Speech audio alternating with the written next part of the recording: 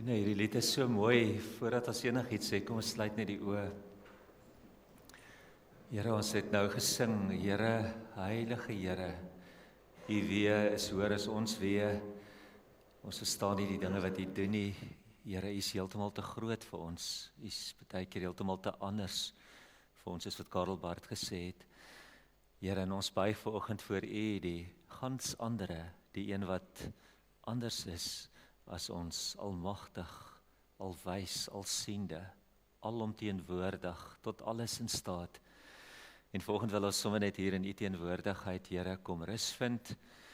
Al verstaan ons nie alles wat op die aarde gebeur nie, lê ons veiligheid, ons hoop, ons vreugde in U. Ons kom vra dat U hierdie diens sal seën en dat U verheerlik sal word deur ons saam wees vanoggend. In die naam van Jesus die Here. Amen. Vriende, ek groet julle in die naam van die Vader en die Seun en die Heilige Gees. Mag ons die Here se vrede, sy liefde, sy genade ervaar en ook dit gaan uitdeel oral waar ons kom. Baie welkom vir elkeen wat vanoggend hier is. Dit is so 'n groot voorreg om saam te wees. Is daar mense wat vanoggend by ons kuier? Steek 'n bietjie op. Ek sien niemand met All Black truie hierso nie, maar is daar ander mense wat kuier? Steek 'n bietjie op. Het ons besoekers hierso? Help vir my as ek iemand dalk miskyk of so. Dis 'n ding van ouer word, né? Mens moet kies of jy daar sien of daar sien. En ek sien hier. Maar baie welkom. As ek iemand miskyk, besoekers, mense wat vir die naweek hier is, nuwe intrekkers. Hulle is regtig welkom. Kinders, groot mense, oupas, oumas, mammas, pappas. Dis vir ons almal bedoel. En dit is so lekker om vanoggend so saam te wees in die Here se naam. Vanoggend sommer net hier te kom rus vind by die Here. Ek lees vanoggend so in 'n boekietjie wat ek hier so het van Nina Smit. Sy het nogal oulike goed geskryf so oor die jare en goeters. En sy vertel op in die begin van hierdie boekie, sê sy wat iemand vir Jannie sê, Jannie, hoekom sit jy nie so stil in die kerk soos pappa en mamma nie? Toe sê hy, ek is nie so vaak soos pappa en mamma nie. Nee, ek noem dit nou maar net na die rugby van gister, né? Soos julle moet stil sit vanoggend, maar nie te stil nie, né? Beweeg maar hier en daar, dat ek net agterkom, ek is nie alleen nie. Vriende, wat 'n reuse voorreg om so saam te wees in die Here se naam en om vanoggend ook hier te kom en net sy teenwoordigheid te beleef en saam te kom. 'n Aantal afkondigings hier op die bord, so net 'n paar goedjies vir julle noem. Ons is besig met 'n reeks oor disippelskap en dis so belangrik om hierdie reeks te volg. As jy een van dit misloop, kyk gerus die YouTube video, want dit is so belangrik. Ons is op pad na 'n punt toe en ons sal net nou meer weer vertel van dit, maar hierdie disippelskap reeks, hierdie vakleerlingskap reeks is regtig so belangrik vir elkeen van ons se pad wat ons saam met die Here loop. Dan wat die Bybelskool betref, ons het die afgelope donderdag het ons bietjie gesels oor Markus en dankie, daar was so baie mense, dit was heerlik.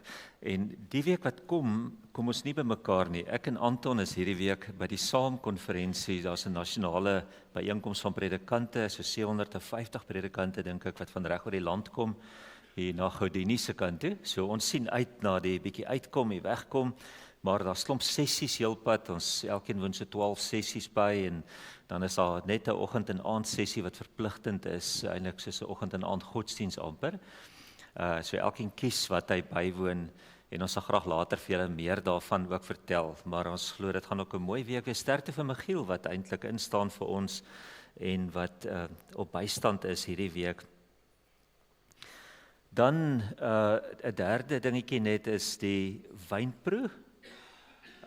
Die wynproe afgelope donderdag aand was soos altyd baie lekker geweest. Dit was regtig 'n heerlike funksie. Ons het lekker saam gekuier. Dit was pragtig. Almal trek mooi aan. Dis 'n deftige geleentheid. Ek het sommer die fotootjies wat Marisa geneem het vir julle hierso opgesit. Julle so ietsie kan sien daarvan. Die van julle wat daar was, dis 'n heerlike aand. En dit lyk op die oomblik asof ons wins vir die aand so R127,000 was, waar ons verskriklik dankbaar en bly is. En ons sê altyd vir die Here dankie. Dit is soos as mens salaris kry of jy kry bonus of jy kry geld terug van die belasting, maak nie saak wat nie. Ek en Tersa van jongs af het ons hierdie ding wat ons vir elke ding sê, Here dankie hiervoor. Dis die regte ding op die regte tyd. Ek onthou het ons altyd toe ons pas getroud is, dan gaan koop ons ons klein nou waantjie krydeniersware en daar by Pick n Pay het ons altyd in Klerksdorp gesit en dan sê sy, Here, dankie vir die voorreg om vandag te kan krydeniersware koop. Want dis genade, né? En mens kan baie keer kan ou gewoond raak aan genade. Ek kry elke maand 'n salaris, so kom dankie sê daarvoor.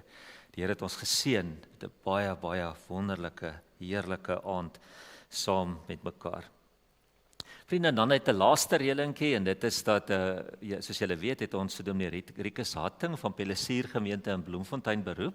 Tegnies werk dit so, dis vandag die tweede afkondiging en Anton is in gesprek met Dominee Rikus en so. Wat nou gebeur is, môre stuur ons die amptelike beroepsbrief na die tweede afkondiging vandag. So ons stuur môre 'n beroepsbrief vir hom en in die beroepsbrief staan daarso wat is die salarisskale, dis maar die voorgeskrewe goeders van die sinode en alles. En dan kry hy van môre af 14 dae om te antwoord. So binne 14 dae sal ons weet of hy dan die beroep aanvaar of nie. In die tussentyd bid ons en ons vra dat die Here se wil geskied vir ons mooi gemeente aan hierdie kant. En ons glo dit sal ook so gebeur. Nou ja, vanoggend wil ek hierdie kersie aansteek en sommer net met die gedagte dat die Here by ons is, dat die Here altyd hier is. Ek steek dit aan as ons vanoggend ook aan Rikus dink, wat moet antwoord op die beroep en wat die Here vir hom daarin moet lei en wat die Here vir ons moet lei oor sy wil vir die gemeente. En terwyl ons so sit en kyk vir 'n oomblik na die kersie, ek sommer vir julle die woorde van 'n lied lees. Ek vra vir julle, kom ons maak ons oë toe en ons hoor hierdie lied se woorde en hoe kragtig dit is. God is hier teenwoordig, laat ons biddend nader, hier waar ons voor hom vergader. God is hier teenwoordig, heilig is die Here, buig in stilte om ter ere. Wie hom roem, wie hom noem, Heer en Hemel Vader, kom nou almal nader. God is hier teenwoordig, Here gee ons vrede, wees genadig, wil vergewe. Ons is swak en sondig, maar ons lied verkondig, U is die bron van alle lewe. U is Heer, U regeer, lei ons al ons dae na U welbehae. God is in sy tempel, hemelpoorte bewe, almal buig voor hom wat lewe. Engele sing heilig, heilig, heilig is die Here, in die allerhoogste swere. Ook hier van die aarde af, uit die stof, klink ons lof. Here God van vrede, hoor ook ons gebede. Amen. Vriende, wat 'n mooi gebed, wat 'n mooi lied, ook vir oggend, as ons saam is. Elke dag is 'n dag van nuwe genade. Die son kom op en elke dag as die son opkom, dan besef mens, dis nog 'n dag wat die Here vir ons persent gegee het, 'n geskenkie uit die Vader se hand. En elke oggend is mens opgewonde oor die nuwe dag. Mense is bang vir 'n klomp goeters, en jy is bang baie keer nie lus om te gaan werk nie, of jy is nie lus om dit of dit te doen nie, maar net die vreugde van 'n nuwe dag wat die Here vir ons persent gee. En so saam met 'n nuwe dag kom 'n klomp ander dinge. Here, ons sal dankie sê vir die môre, vir 'n nuwe dag. Dankie vir gesondheid, vir hoor, vir sien, vir praat. Here, dankie vir ons ouers en vir al ons maats. Kom ons staan en ons gaan met twee liedjies vir die Here dankie sê. Die eerste is 'n kinderliedjie wat ons vir die Here dankie sê en dan daarna sommer net so 'n gewone liedjie uit die Afrikaanse tradisie.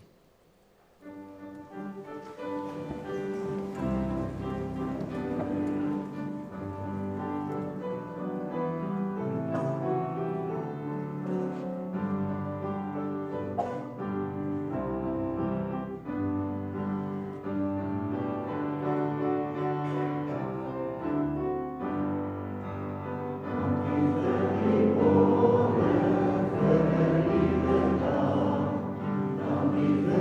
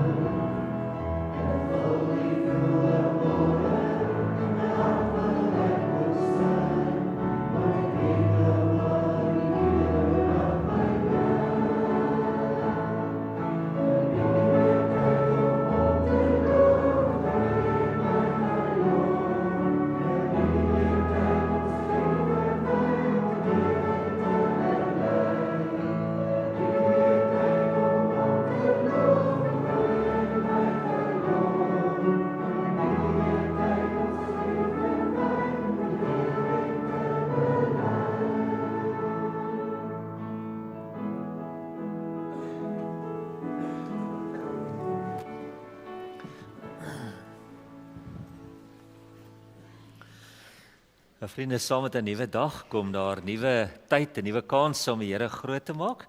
Kom ons maak die Here ook nou groot met ons dankoffers. Ons sê met die geld wat ons gee ook vir die Here dankie vir wat hy doen. En terwyl ons dit doen, kan die rooi trein kinders ook na vorentoe kom.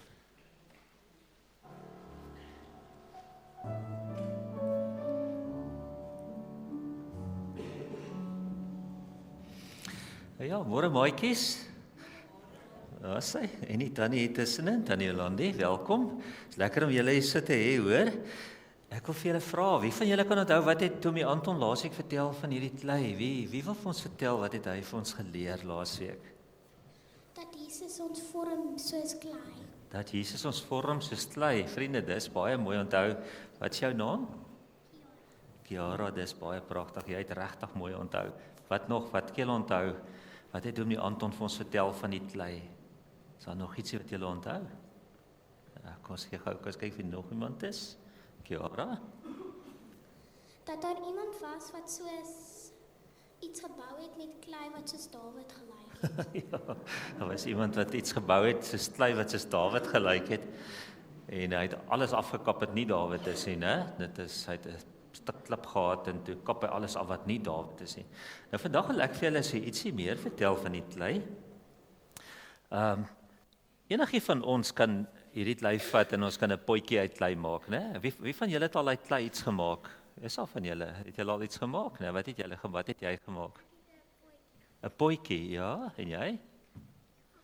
Ja, nee. Het jy vergeet? Wat het jy gemaak? 'n Perd, het jy 'n perd? Toe jy daai perd gemaak het, was hy perd dood of het hy gelewe? Het hy gelewe? Nee, dood. Hy is dood. Ja. Nou dis wat ek vandag vir julle wil vertel, nou. Ons elkeen kan met hierdie klei goeders maak, maar ons kan net dooie goed maak met klei. Dis al. Ons kan nie lewendige goeders maak met klei nie. Nou die wonderlike ding wat die Here gemaak het, die Bybel vertel vir ons in Genesis 2 dat toe die Here geskep het, het hy van die grond, van die klei van die aarde gevat. Jy kan ook sê van die modder van die aarde gevat.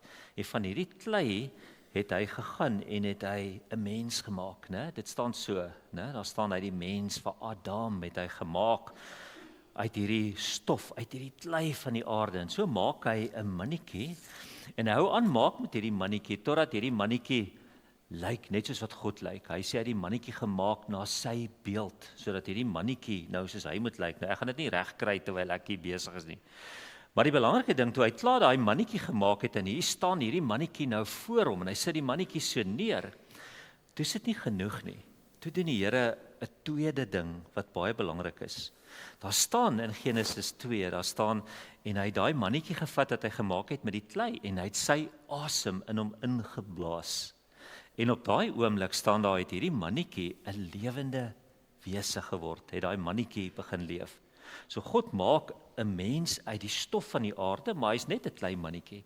Dan blaas hy sy asem in hierdie mannetjie en dan begin hierdie mannetjie leef. Dis ongelooflik, né? Maar dis nie al nie. Wat die Here dan doen is, dan gaan hy na daai mannetjie wat hy gemaak het en hy sê vir daai mannetjie, ek wil hê jy moet al hoe meer soos ek lyk. Ek wil hê jy moet op hierdie aarde gaan leef en jy moet al die dinge doen en alles, maar jy moet al hoe meer soos ek lyk. En dan sê hy vir hom, om jou te help, sal ek so klein word dat ek binne in jou kom bly. So ek het hierdie klein mannetjie gemaak, het sy asem ingeblaas, hy maak hom na sy beeld. En nou sê hy, wat ek nou gaan doen is, ek gaan kleiner word.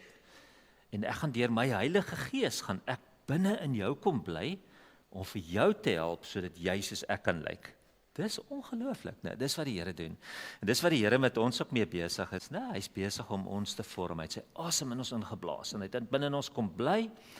Elke dag help hy ons dat ons meer en meer soos hy moet lyk.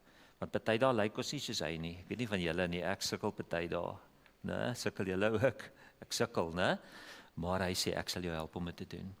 Kom ons sing 'n liedjie saam met oupas en oumas en pappas en mammas wat sê soos die klei in die hand van die pottebakker, so is ek in u hand, o Here. Ons gaan dit sing saam met die CD.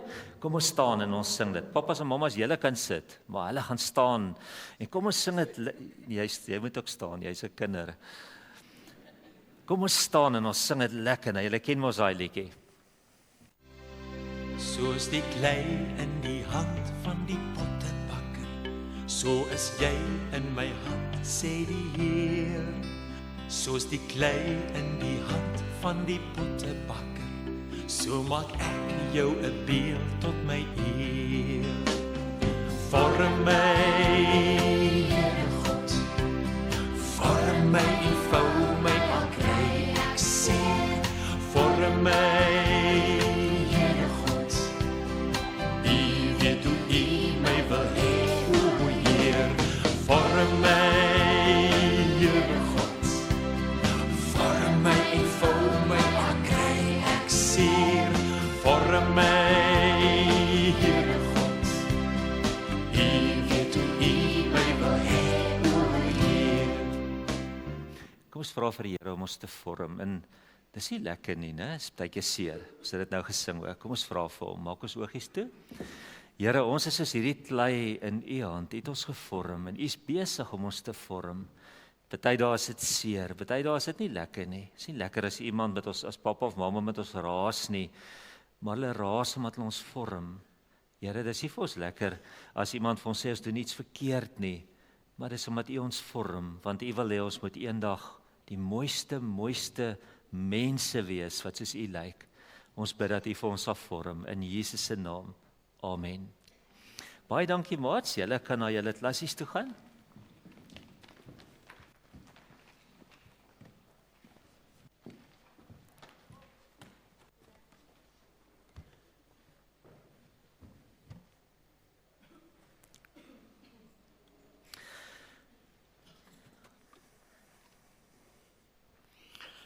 Vriende, lank terug was ons ook daar, né?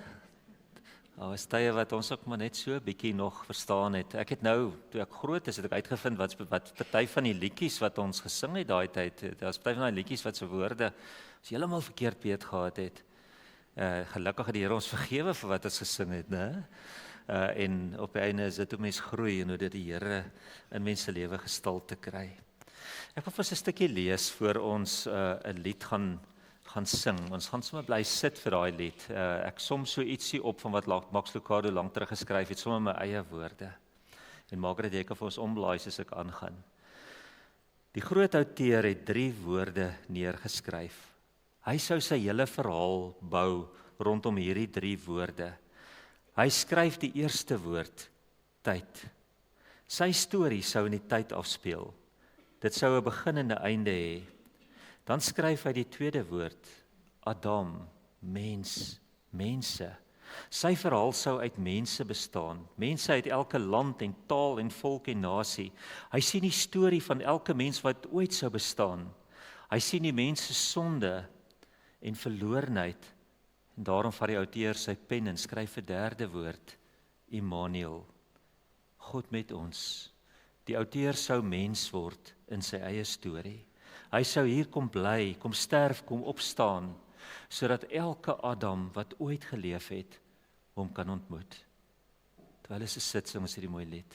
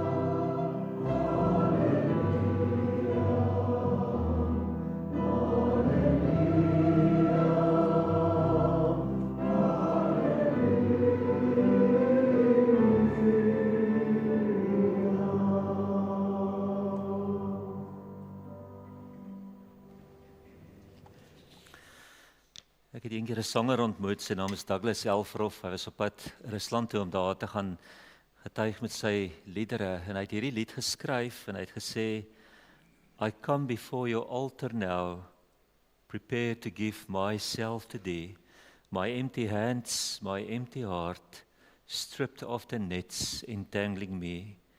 It's my desire, so start a fire I offer me.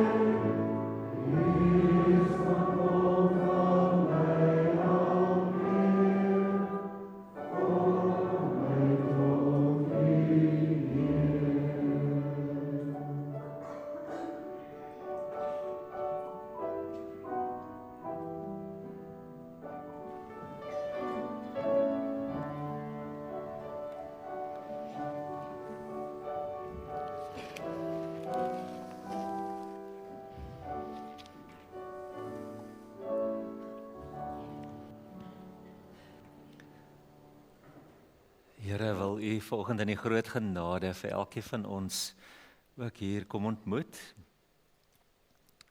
Wil U deur die sang en die musiek ons aanraak, deur die woordverkondiging, deur die saamwees, Here, sommer deur iemand wat langs ons sit dalk een van die prentjies, dalk sommer net die mooi oggend, Gees van God, wil U in ons werk en met elkeen van ons werke, vir elkeen van ons aanraak, waar U weet dit nodig is.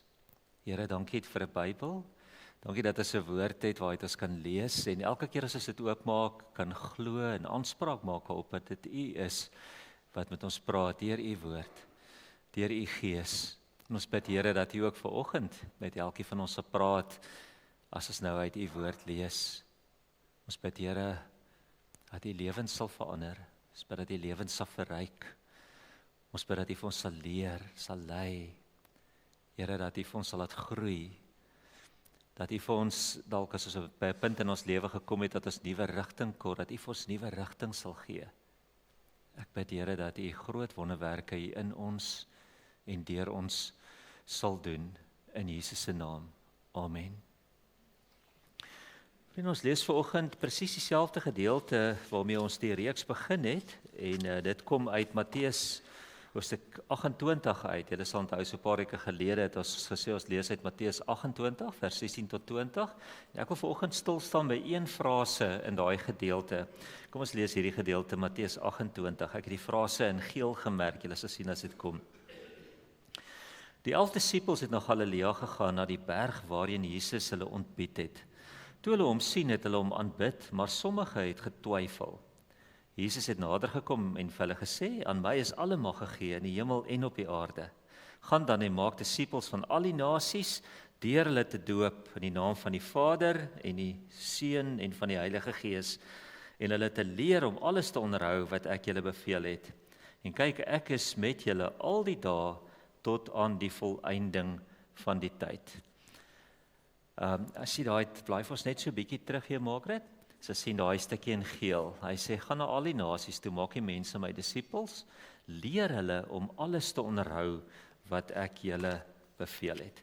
Ons sou 'n klomp tekste in die Bybel volgens hierby kon lees. Daar's 'n hoop tekste wat aansluit hierby. Dink aan 1 Korintiërs 11 vers 1, Romeine 13 vers 14. Ons gaan nie tyd hê om al die tekste te lees nie, maar ons wil vanoggend stil staan by hierdie opdrag van Jesus, want ons is besig om te gesels oor disippelskap, né? Ons het begin met 'n reeks oor disippelskap, en hierdie reeks gaan daaroor dat ons besig is om te kyk van hoe kan ons die Here se disippels wees. Dallas Willard is 'n teoloog en ons gebruik op die oomblik baie van sy denke in ons disippelskap kursus wat ons aanbied, en hy beteken vir ons baie ook. Maar Dallas Willard het hierdie sinnetjie gesê, en ek het dit in die eerste week ook genoem. Hy het gesê, discipleship to Jesus is the single most important opportunity in my life. Disippelskap van Jesus is waarskynlik die grootste keuse wat hy in jou lewe gaan maak, is stap jy agter Jesus aan, en is dit vir jou die belangrikste ding in jou lewe om saam met Jesus te loop, of is dit 'n minder belangrike ding? En waarskynlik is dit die grootste keuse wat jy kan maak. En ons het toe gesels en gesê, maar Dallas Willard en Eugene Peterson gebruik die beeld van 'n apprentice, 'n vakleerling. Ons het gesê, as ons oor 'n disipel, as ons 'n disippelskap praat, dan praat ons oor mense wat sê, ek wil 'n vakleerling van Jesus wees. 'n Vreeslike mooi woord wat hulle gebruik. Vriende, ek was op universiteit gewees om teologie te leer, 3 jaar BA geswat, 3 jaar PD geswat, toe bietjie gewerk in 'n M en AME toe weer 2 jaar in 'n M en toe 5 jaar in 'n D, en so gaan dit, baie teologiese studies. En ons moet onderskei tussen daai kopwerk wat ons leer en om 'n disipel van Jesus te wees. Hierdie is 'n baie moeilike ding. Mens kan baie keer dink dat as jy baie van die Bybel weet, dat jy nou eintlik 'n disipel van die Here is. En dis waarom disippelskap is nie 'n graadkursus nie. Disippelskap is nie iets wat ek universiteit toe gaan en ek doen 'n graad in disippelskap en ek kom klomp akademiese eksamens deur nie. En dis waarom hierdie beeld van 'n vakleerling so mooi is. En dit is 'n vakleerling is iemand wat gaan en klomp teorie leer, maar in die praktyk besig is om goeders te leer, om 'n skill te leer. En disippelskap van Jesus beteken dat ek saam met die Here Jesus begin loop en by hom die kuns van die lewe leer, dit aanleer. En daarom ek wil waag om te sê dat die Here van kleintyd af was die Here besig met my ook, maar my disippelskap kom nie uit universiteit uit grade wat mens gekry het nie. Ek wil amper sê die grootste deel van disippelskap, my grootste deel van my vakleerlingskap het na dit gekom en is nou op die oomblik besig.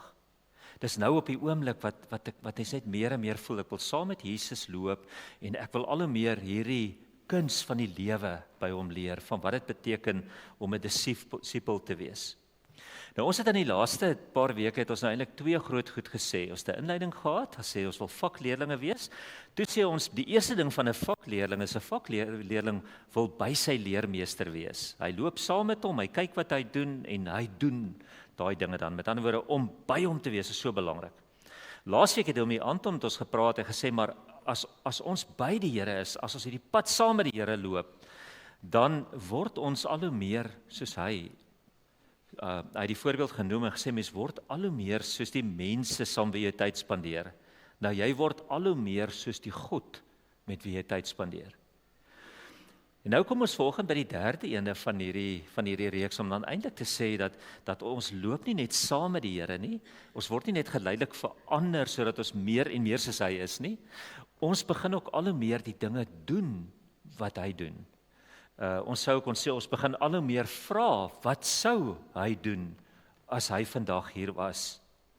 Met ander woorde, die eerste stap in mense lewe is, jy kies om Jesus te volg, en dan die tweede stap is dat terwyl jy Jesus volg, gebeur daar iets met jou, jy word getransformeer, jy word meer en meer soos Jesus, en iemand skryf in die afgelope week vir my, dis baie keer iets wat jy self nie kan sien nie, en miskien is dit ook goed so.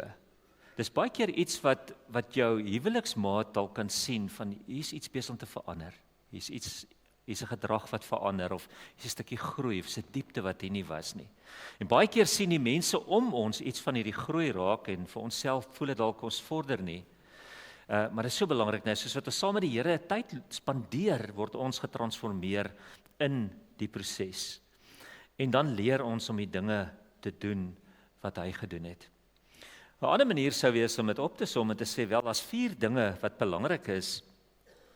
Die eerste een is, ek wil nader aan Jesus loop. Dis 'n ander indeling, ek wil nader aan hom loop. Die tweede een is, ek wil dat hy my verander, want ek kan nie myself verander nie, dat hy my verander. Die derde een is, ek wil die dinge doen dan wat hy doen. En die vierde een is, wanneer ek dit alles doen, wil ek ander mense help, sodat hulle ook meer soos Jesus kan lyk. En dis waar ons uitreik in ons sending en ons getuienis en alles inkom. Vriende, wat Jesus gedoen het, en dit verstom vandag nog steeds die wêreld, sy model om van mense disippels te maak, was dat hy het in daai tyd 12 manne geroep, en hy het vir hierdie ouens gesê, volg my. Daar was ander ouens wat ook gesê, Here, ons wil u volg. Toe sê nee, gaan julle, ons nou gekyk by die ou daar in Decapolis wat die demone gehad het. Hy sê ook vir Jesus toe die demone uit is, sê hy, Here, ek wil u volg. En sê die Here, nee, wag, gaan jy terug na Decapolis toe, vertel jy vir die mense daar van die Here.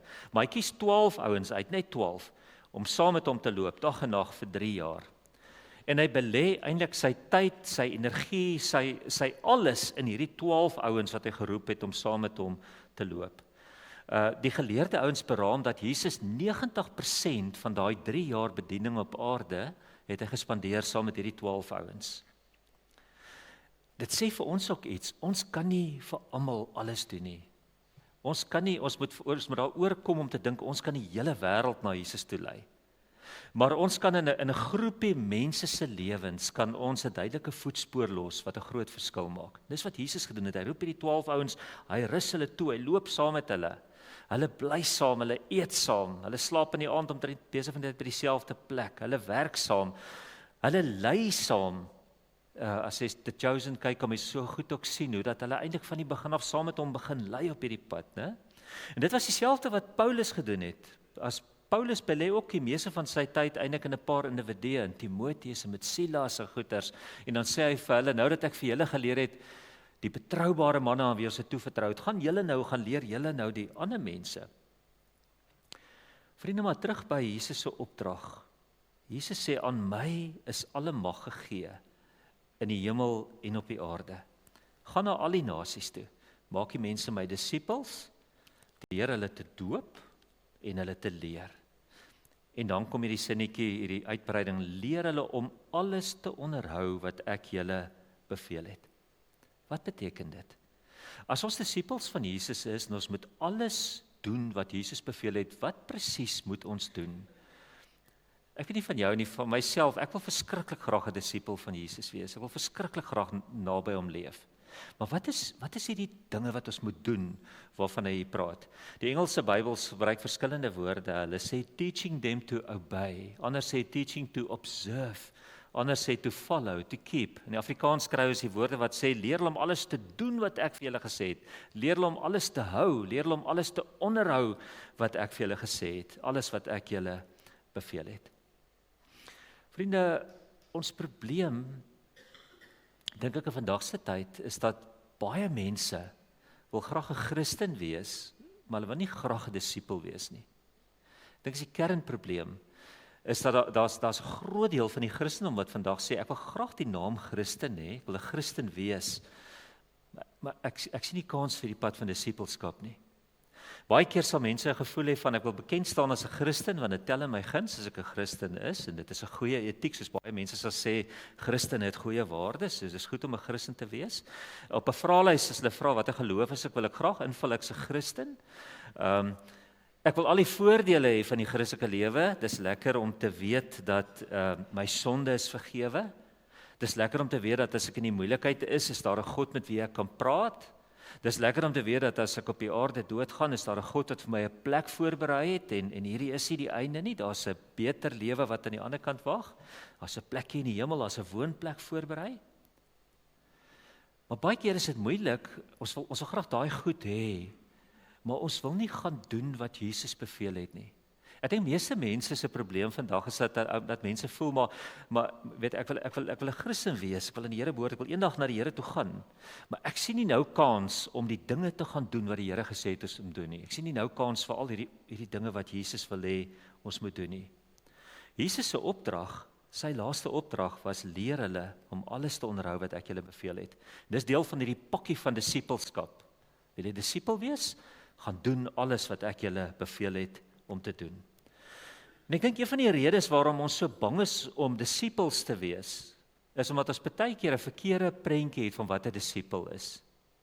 Vriende, ek wil waag om te sê dat baie van ons het groot geword met 'n verkeerde prentjie van God. Ek dink baie van ons het groot geword met 'n prentjie dat God baie keer amper 'n spoilsport is. Dat God amper nie vir ons iets lekkers in die lewe toelaat nie. En partykeer kry mense by baie mense kry jy die idee dat alles wat lekker is verkeerd. Daar was altyd die spot gewees in die ou tyd van toe hulle gesê het mag mense dans as dit net nie lekker wees nie. Jy weet maar dis daai ding van dat ons dink as iets lekker is dit verkeerd. So disipelskap sal beteken daar mag niks in my lewe wees wat lekker is. Dit moet hierdie swaar tipe ding wees. Dis wat disipelskap is. Vir baie mense het in hulle kop 'n prentjie van 'n God waar daar plek is vir geen van nie. En dan vra mens nie af, maar wie is die skepper ook van mooi van en van mooi pret nie? Wie het ons so gemaak? Ek dink by baie mense is daar nog 'n gevoel van raak nie smaak nie. Jy weet om 'n disipel van die Here te wees beteken, ek kan amper niks meer doen nie. Dis nou raak nie smaak nie soos wat baie mense is. En daar's baie sulke voorbeelde in die wêreld. Dis mense se prentjie partykeer. Partykeer dink mense as ek 'n Christen is, moet ek soos die ouens daai tyd wat in die kloosters gebly het, moet ek half onttrek uit hierdie wêreld uit. Ek moet net die heeltyd besig wees met Bybel lees en met bid en met stille tyd en dis disipelskap, dis wat dit beteken en ek sien nie kans daarvoor nie. Weet jy, daar staan nêrens in die hele Bybel dat die Here roep ons vir 'n boring lewe saam met hom nie. Nêrens in die hele Bybel sê die Here kom na my toe en dit gaan baie swaar en moeilik wees, maar kom leef hierdie boring lewe. Wat die Here Jesus sê, hy sê kom na my toe en ek sal vir julle wys wat is lewe in oorvloed. Kom na my toe en ek sal vir jou wys hoe lyk iemand wat hierdie lewe voluit kan leef.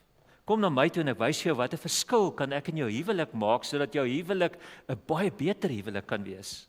Kom na my toe en ek leer vir jou om 'n pa te wees vir jou kinders of 'n kind vir jou ouers te wees wat jy nie gedroom het jy kan wees nie. Kom na my toe en ek help jou om in jou beroep die die beste te wees vir wat jy kan wees. Die prediker skryf vir hierdie lewe en hy sê, hy het tot die slotsom gekom na alles, hy sê, geniet hierdie lewe, maar onthou ook, dat ons dit reg moet doen. Vriende, dit is 'n baie interessante ding, is dat God wil juis my lewe beter maak as wat dit is. Hy roep my vir 'n disipel, sodat hy my lewe kan beter maak as wat dit is. 'n Beter lewe, beter huwelik, beter ouer, beter landsburger. Dallas Willard skryf en hy sê, Jesus was taking apprentices into kingdom living. Hy vat 'n vakleerling, hy maak van iemand 'n vakleerling, hy sê, kom saam met my, en ek wys vir jou wat 'n verskil maak het om nou al binne in God se koninkryk te leef. Kom leef hierdie lewe saam met my in God se koninkryk. Leef in God se lig. Die groot vraag uit dit alles uit is natuurlik die vraag van, wat sou Jesus gedoen het, né? So ons vandag wil vra, en ons praat oor disipelskap, ons moet alles doen wat Jesus doen, dan is een van die groot vrae altyd is, maar wat moet ons doen? Of as Jesus vandag hier sou wees, wat sou hy gedoen het? Want daar's 'n spasie van 2000 jaar, né? Nou hier in die jaar 400 na Christus het die kerkvader Augustinus gekom, en Augustinus het gesê, die grootste doel van die mense lewe op aarde is die imitatio Christi, is die nabootsing, die navolging van Christus. So 1000 jaar na Augustinus kom maar 'n ander groot geleerde, Thomas à Kempis, en hy skryf 'n werk met die naam van Imitatio Christi, 'n Latynse naam. En hierdie is vertaal in Afrikaans ook 'n baie groot werk wat jy vandag nog kan lees, die navolging van Christus. Net om te wys dat oor al die eeue was hierdie 'n tema gewees waar mense gedink het, is wat moet ek doen as ek wil doen wat Jesus doen? Dit is maklik om vir iemand te sê leef soos Jesus, maar hoe moet jy leef as jy leef soos Jesus?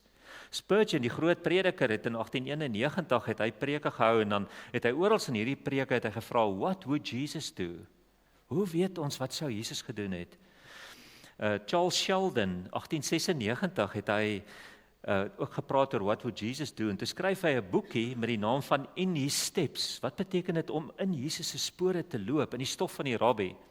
En hierdie boekie op baie stadium het daar 50 miljoen kopieë van verkoop. So honger was mense om te hoor, wat beteken dit om in Jesus se voetspore te loop? Dis so graag mense dit vandag ook wil weet. En so 'n klomp jare terug, dit was in ons tyd, ons sal onthou, toe kom maar 'n Hollandse dominee met die naam van Tinkelberg in die 1990s, en hy lees hierdie boek van Sheldon, van In His Steps, en hierdie ding raak hom so aan, dat hy daai bandjies ontwerp het, wat uitgekom het van What Would Jesus Do? Baie van julle dra dit dalk selfs nog steeds vandag, né? Wat hy hierdie ding begin het en sê, in elke situasie moet ons dink en sê, wat sou Jesus gedoen het? En so het baie mense daai bandjies gedra, en dra hulle dit nog steeds. Maar die groot vraag het altyd gebly, as ons vra, what would Jesus do? Moet ons kyk wat het Jesus gedoen, en dan probeer ons presies dieselfde doen as hy. Moet ek vandag vir myself sê, Jesus het nooit 'n huis gehad nie? Ek moet nie 'n huis sê nie. Is dit die gedagte, dat as ons soos Jesus moet wees, dan moet ons eintlik presies sy lewe gaan naboots vandag? Moet ons met ander woorde nie trou nie, want Jesus was nie getroud nie, moet ons nie dit, en dis van die moeilike vrae waar mense uitkom, as jy daarby kom. En daarom skryf Dallas Willard hierdie belangrike sinnetjie, en hy sê, another important way of putting this is to say that I am learning from Jesus to live my life as he would live my life if he were me, if he were I. I am not necessarily learning to do everything he did, but I'm learning how to do everything I do in a manner that he did all that he did. Wat Dallas Willard gedoen het gesê, daai armbandjies van what would Jesus do, het mense gedra, en as hulle in 'n moeilike situasie gekom het, dan het hulle in 'n moeilike situasie het hulle gedink eintlik, maar in hierdie situasie, wat sou Jesus gedoen het? En dan het hulle gesê, ek dink hy sou so gemaak het, en dan het hy die besluit geneem. Nou kom Dallas Willard en hy sê, nee, wat ons moet doen is, ons moet so verbind wees aan die Here, by die Here leef, dat ons eintlik heelpad so bewus is van hoe sy lewe in daai tyd was, en dan vra, as dit is hoe hy geleef het daai tyd, en hy sou vandag geleef het, kom ons sê, Jesus sou nou vandag in onrus gewees het, en hy het in my plek hierso kom leef, wat sou hy gedoen het? Wat 'n soort dominee sou hy gewees het as hy vanoggend hier gestaan het? Wat sou hy gesê het? Wat 'n soort pa sou hy gewees het vir my kinders as hy net nou huis toe gegaan het? Hoe sou hy gepraat het met hulle? Hoe sou dit in ons huis gegaan het as Jesus soontoe gegaan het? En dat mens al hoe meer begin vra en sê, my lewe is hier, ek bedoel, ek is nie 2000 jaar terug in Nazareth of in Kapernaum nie, hier is ek. Wat sou gebeur as Jesus vandag gekom het en hy sou hier binne in my lewe gewees het? Op watter manier sou dit my lewe verander het? Hoe sou hy opgetree het teenoor kollegas? Watter tipe kollegas sou hy gewees het by die werk as hy in my situasie was? Vriende, dit bring mens maar net altyd weer by die vraag van, wat moet ons gaan doen? As Jesus sê ons moet alles onderhou wat hy ons beveel het, wat is dit? Is dit soos wat baie mense eintlik maar net sê, ag ons moet maar net God en naaste lief hê? Is dit wat Jesus ons beveel het? Is dit wat ons moet doen? Is dit maar net dat ons moet gaan en disippels maak, want party mense verbind dit aan hierdie teks en sê julle moet gaan en disippels maak en dan doen julle dit. Maar Jesus se woorde hier is so ekspressief. Hy sê gaan en leer hulle, daar's 'n Griekse woord didaskaloog, gaan leer hulle om alles te onderhou wat ek julle beveel of julle geleer het. Daar's 3 dinge wat ons daaroor moet sê. As ons vra wat is hierdie dinge wat Jesus wil hê ons moet onderhou? Die eerste ding is daar's klomp dinge waaroor Jesus baie duidelik en baie uitdruklik was. Daar's klomp dinge wat Jesus baie duidelik op die aarde kom leer het. As Jesus my Here is, as ek daai Engelse woord Lord vir hom gebruik, as hy my koning is, as ek sê ek behoort aan die Here, dan sê John MacArthur, daai woord het 'n slaaf gebruik vir sy eienaar. Dan sê ek eintlik die oomblik wat ek sê Here, dan sê ek's 'n slaaf, U is die baas, U maak die reëls. En daarom die oomblik wat ek vir hom Here sê, dan moet ek sê maar daarmee sê ek's bereid om te doen wat U sê, want U is my Here. Ek behoort aan U. En daarom as hy my Here is, dan moet ek die dinge doen wat hy sê. En daar's klomp goed wat hy uitdruklik gesê het, né? Hy het gesê ons moet lief wees vir mense, ons moet lief wees vir God. Daar in die bergpredikasie het hy gesê seën julle vervolgers, moet hulle nie vervloek nie. Hy het gesê groet die mense wat julle nie groet nie. Hy het gesê julle moet lief wees vir julle vyande. Hy het gesê julle is die lig vir die wêreld. Hy het gesê julle moenie kwaad word nie, maar mekaar vergewe. 70 maal 7 keer vergewe. Moenie begeer nie, moenie bekommer nie, vertrou God. Dis alles dinge wat Jesus gesê het wat ons moet doen. En dit is nie iets wat hy sommer net reg kry nie. Ons sukkel daarmee. Ons sukkel om hierdie goeders in ons lewens te doen. Dallas Willard skryf en hy sê ons moet ophou traai om dit te doen en ons moet train om dit te doen. Ons moet vir onsself sê dis 'n lang tydsame pad om te leer om op te tree in my lewe vandag soos wat ek dink Jesus sou opgetree het. Not trying but training. Die tweede ding is daar's ook dinge wat die Here Jesus nie oor gepraat het nie. Vriende, Jesus het geleef in 'n 2000 jaar terug in 'n ander land, in 'n ander dorp, in heeltemal 'n ander wêreld as my wêreld. Ek is dalk vandag 'n rekenaarprogrammeerder. Hy was 'n timmerman gewees in Nazareth. Ek werk dalk nou in een of ander groot besigheid. Hy het in 'n klein winkeltjie in Nazareth gewerk. My straat lyk dalk anders as sy straat. En daarom is daar 'n klomp dinge kry ons nie in die Bybel nie. Daar's nie in die Bybel 'n hoofstuk oor die invul van belastingvorms nie. Daar's nie in die Bybel in Jesus se lewe kry ons nie voorbeelde van kinders grootmaak nie. Hy het nooit kinders gehad nie. Ons kry nie 'n voorbeeld van hoe Jesus in die verkeer opgetree het nie. Want hy het nie gery waar ons gery het nie. En dis ook nie neergeskryf wat gebeur het nie. Maar met ander woorde, daar's klomp dinge wat ons moet aflei hoe sou hy opgetree het. Ons weet dit nie. Ons weet nie hoe sou hy vandag in die verkeer gery het nie. Sou hy ook vir iemand getoet het wat vir die tweede keer voor hom inry? Sou hy dit nie gedoen het nie? Ek bedoel, niemand weet nie, ons weet nie. En daarom is een van die groot dinge wat ons moet doen is, ons moet heelpad vra, maar wat was Jesus se karakter? Wat leer ons uit hierdie stories oor Jesus van sy karakter, van sy menswees, van sy etiek, van sy optrede tussen mense? En dan moet ek daai waardes wat ek kry, daai karakterwaardes van Jesus, moet ek terugbring na my eie lewe toe. Dan kom ons uit by goed soos eerlikheid, harde werk, rus, ook tyd maak vir sy Vader, om baie keer as daar 'n klomp mense is, amper net te verdwyn en te sê, wow, is net genoeg van mense, ek wil alleen by my Vader wees, is nou tyd om met my Vader te gaan praat, te onttrek van al die skares.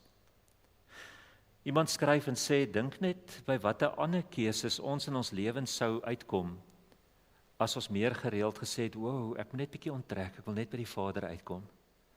En soveel keer in die lewe, het was ons tussen baie mense, ons moes vinnig besluite neem, wat 'n verskil sou dit gemaak, as ek soos hy onttrek het en gesê het, ek wil net hoor wat die Vader daaroor sê. Ons leer by Jesus se nederigheid, sy liefde vir mense, sy passie vir die wêreld, sy gehoorsaamheid aan sy Vader. Hy sê, ek doen net dit wat die Vader sê, ek doen niks anders as dit nie.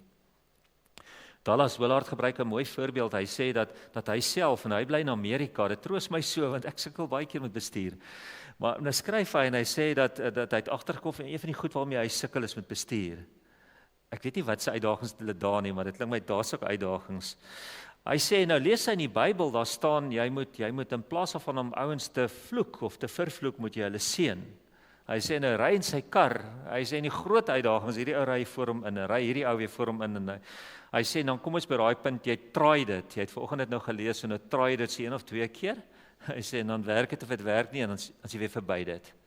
Hy sê, maar dit is 'n proses van training, dit is 'n proses van geleer word om dit te doen. Hy sê, en so het hy begin om, voordat hy ry, voordat hy in die kar klim, of as hy in die kar klim, en sê, Here, help my vandag, gaan klomp ouens voor my inry, geef my krag, help my, geef my die regte woorde, wys wat om te doen.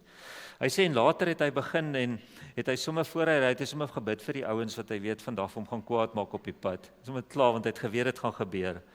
Hy sê, hy het homself getrein, dat wanneer iemand voor hom inry, dan, dat hy net vir homself rustig sê, en sê, laat U wil geskied, Here. Weet net dit. En dan vertel hy sê op 'n stadium het hy selfs begin bid en hy het gesê, ek lees dit vir hulle in Engels, hy sê, Dear Vader, want hy sê, ou jaag hier voor hom in, en die ou so haastig, hy sê, Dear Vader, I'm happy to let this driver go ahead of me, he's in a hurry, protect him as he drives, help him to get home safely to his family. Is dit nie wonderlik nie? Hy vertel dat hy sê dat hy het begin leer om rustig te ry. Hy luister preke terwyl hy ry, hy luister goeie musiek terwyl hy ry rustiger, want dit is sy tyd om nou terwyl hy bestuur saam met God te wees. En op hierdie manier is hy besig om iets wat hy nie kon wen nie, te wen en oorwinning te kry oor dit. Vriende, 'n laaste dingetjie net is dat as ons sê dat ons soos Jesus gaan leef, as ons die dinge gaan doen wat hy doen, Paulus kom maar by Kornelius. As Paulus by Kornelius is, dan vertel Paulus vir Kornelius eintlik wie's Jesus. En dan vertel hy dan sê hy daar in Handelinge 10 vers 38, dan sê hy Jesus het oral goeie werke gedoen en almal gesond gemaak wat in die mag van 'n duiwel was. Hy som eintlik Jesus se lewe op en hy sê waar Jesus ook al gekom het, het hy goeie dinge gedoen en het hy die mag van die bose teëgestaan. Hy sê dit is hoe Jesus geleef het.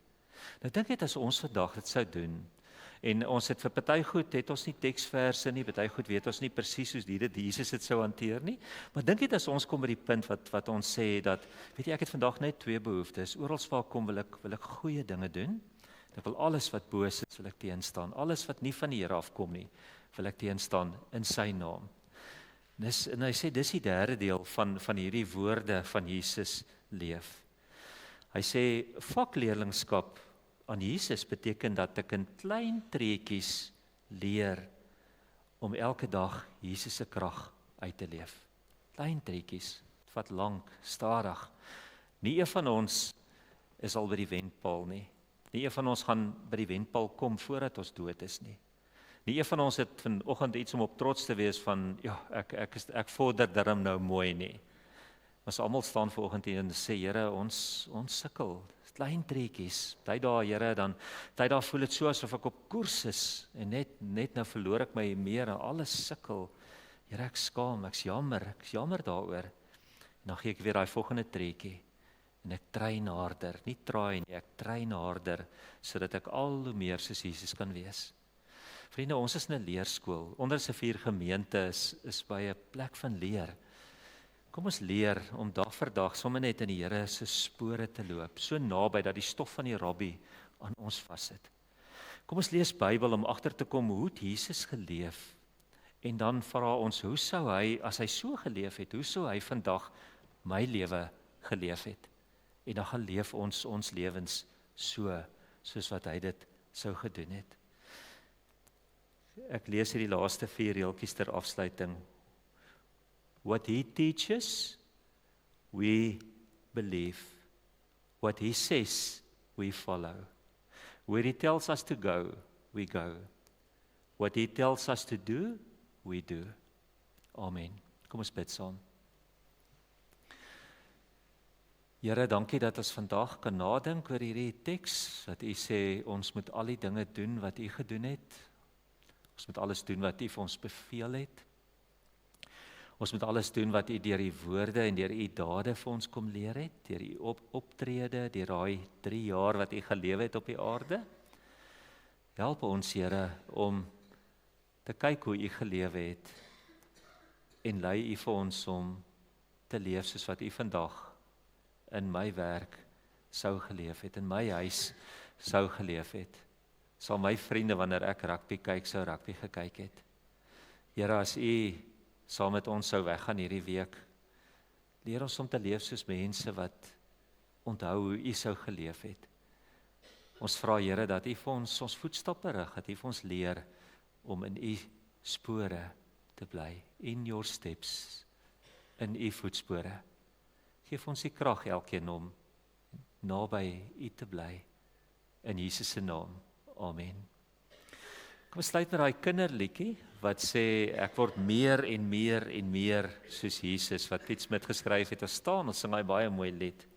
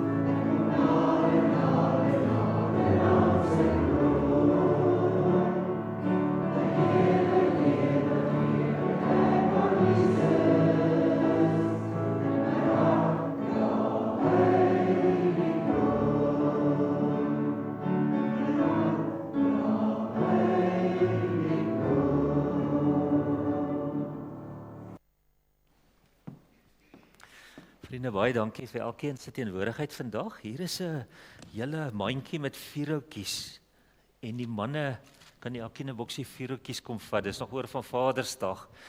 So die van julle wat Vadersdag gemis het, kry vir jou 'n boksie vuurhoutjies, dis vir braai bedoel.